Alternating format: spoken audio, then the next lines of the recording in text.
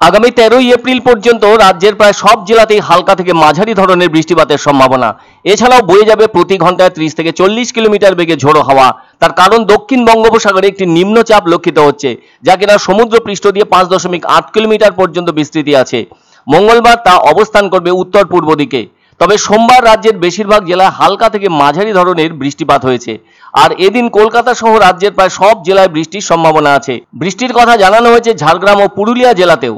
আবার উত্তরবঙ্গের বেশিরভাগ জেলায় বৃষ্টিপাতের সম্ভাবনা। বিশেষত বৃষ্টির দেখা মিলবে মালদা ও দক্ষিণ দিনাজপুরে।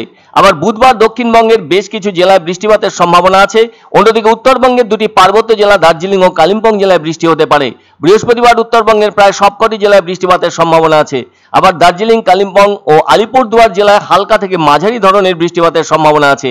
এছাড়া ওই দিন দক্ষিণবঙ্গের পুরুলিয়া ও বর্ধমান জেলায় সম্ভাবনা রয়েছে বৃষ্টিপাতের। অন্যদিকে শুক্রবার উত্তরবঙ্গের 4টি জেলায় বিক্ষিপ্তভাবে বৃষ্টিপাতের সম্ভাবনা আছে। ওই 4টি জেলা হলো দার্জিলিং, কালিম্পং, জলপাইগুড়ি ও আলিপুরদুয়ার। আবার শনিবার কলকাতার ক্ষেত্রে বৃষ্টির সম্ভাবনা আছে। রবিবার রাজ্যের বেশ কিছু জেলায় বৃষ্টির সম্ভাবনা। তবে সতর্কতা জারি করা হয়েছে পুরুলিয়া ও বীরভূম জেলায় ঝোড়ো হাওয়া বয়ে যাবার। তবে এক্ষেত্রে বজ্রবিদ্যুৎ সহ বৃষ্টিপাতেরও সম্ভাবনা রয়েছে। আবার উত্তরবঙ্গের প্রায় সবকটি জেলাতে বজ্রবিদ্যুৎ সহ ঝড় বৃষ্টির সম্ভাবনা আছে। প্রতি ঘন্টায় 30 থেকে 40 কিলোমিটার বেগে দমকা ঝোড়ো হাওয়া বয়ে যাবে। দক্ষিণবঙ্গের মুর্শিদাবাদ, বর্ধমান ও পুরুলিয়া এই জেলাগুলিতে বজ্রবিদ্যুতের সাথে বৃষ্টিপাতের সম্ভাবনা রয়েছে। এমনই আবহাওয়ার অবস্থার কথা জানালেন আলিপুর আবহাওয়া দপ্তরের পূর্বাঞ্চলীয় অধিকর্তা সোমনাথ দত্ত। তবে এমনিতেই এখন চড়া রোদের তাপ এবং ভ্যাপসা গরম থাকায় কলকাতা সহ বেশ কয়েকটি জেলায় এতে নাকাল হতে হচ্ছে সবাইকে। ফলে এমন ভ্যাপসা গরমের হাত থেকে কিছুটা মুক্তি পেতেই আলিপুর আবহাওয়া দপ্তর বৃষ্টির আভাস দিল। আলিপুর আবহাওয়া দপ্তর জানিয়েছে, গাঙ্গেয় পশ্চিমবঙ্গের জেলাগুলিতে আগামী দুদিনে তাপমাত্রার কোনো রকম হেরফের হবে না। এর পরের 3 দিনে তাপমাত্রা 2 থেকে 3 ডিগ্রি কমতে পারে। উত্তরবঙ্গের জেলাগুলিতেও আগামী দুদিনে তাপমাত্রা সেরকম কোনো হেরফের হবে না। এরপর 3 দিনে তাপমাত্রা কমতে পারে 2 থেকে 3 ডিগ্রি করে।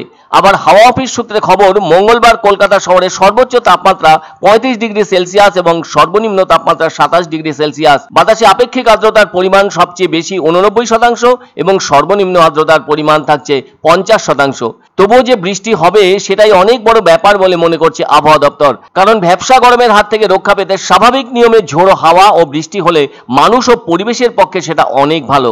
পশ্চিমবঙ্গের সব জেলাতেই বৃষ্টিপাতের সম্ভাবনা আছে, ইনক্লুডিং কলকাতা অলসো। আর বেশিরভাগ জেলাগুলিতেই 2-1 জায়গাতে বিক্ষিপ্তভাবে হালকা বৃষ্টির সম্ভাবনা আছে। ব্যতিক্রম হচ্ছে মুর্শিদাবাদ, বীরভূম এবং পশ্চিম বর্ধমান। এই জেলাগুলিতে কিছু জায়গাতে আপনার বৃষ্টি হওয়ার সম্ভাবনা রয়েছে। আর উত্তরবঙ্গের বেশিরভাগ জেলাতেই আপনার কিছু জায়গায় বৃষ্টিপাতের সম্ভাবনা আছে। ব্যতিক্রম মালদা এবং দক্ষিণ দিনাজপুর। মালদা এবং দক্ষিণ দিনাজপুর এই দুটি জেলাতে 2-1 জায়গায় বিক্ষিপ্তভাবে হালকা বৃষ্টির সম্ভাবনা আছে। থান্ডারস্টর্ম উইথ লাইটনিং এবং তার সাথে ঝোড়ো হাওয়া 40 থেকে 50 কিলোমিটার বেগে থাকার সম্ভাবনা আছে। এবং উত্তরবঙ্গের বাকি জেলাগুলিতে বিক্ষিপ্তভাবে থান্ডারস্টর্ম উইথ লাইটনিং এবং 30 থেকে 40 কিলোমিটার গতিবেগে ঝোড়ো হওয়ার সম্ভাবনা আছে।